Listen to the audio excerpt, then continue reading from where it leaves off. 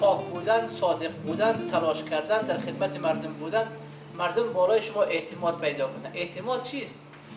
محرمترین مردم در جامعه شما هستید. شب مردم به خواب میرن، خانه هایشان مطمئن هستند که پلیس بیدار است.